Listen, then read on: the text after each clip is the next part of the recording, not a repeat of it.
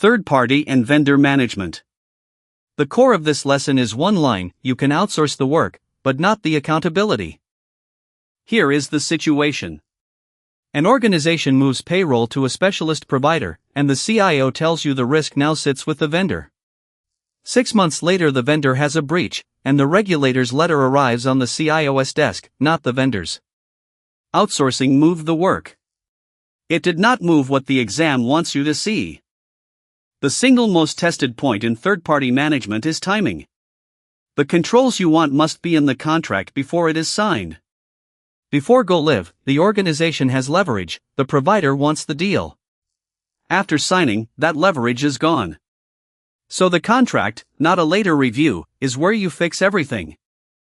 What goes in the contract, while you still have the leverage, the right to audit, or an agreed alternative form of assurance? Security requirements the provider must meet. Service levels and the consequences of missing them. Data handling. And exit terms. Let us place those. First, the right to audit, or an agreed assurance report in its place. Sought only after a problem is suspected, it is a right you never secured. Then the security requirements the provider must meet, and the service levels, with real consequences for missing them. A target with no consequence has no force. And then data handling, where the data lives, how it is protected, how it is returned or destroyed on exit. And exit terms, so you are not trapped when the relationship ends. When a question asks when to establish the right to audit, the answer is in the contract, before signing. Now, large providers, cloud platforms especially, will not grant every customer direct audit access, and the exam accepts this. The standard substitute is an independent assurance report, such as a SOC 2 Type 2. You rely on it as third-party assurance over the provider's controls. But relying on it is not swallowing it. Check its scope. Does it cover the controls that matter here? Check its period. A Type 2 covers a span of operation, not a single moment. And check the complementary controls it assumes you perform yourself.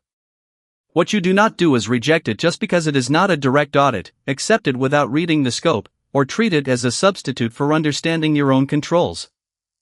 The principle underneath all of it, accountability, stays home. When a provider breaches data you are responsible for, you remain accountable, and in most regimes you remain the data controller, whoever did the processing. The contract may apportion liability, but the obligation to protect the data does not leave you. Which is the trap? It is theirs now is always the wrong answer.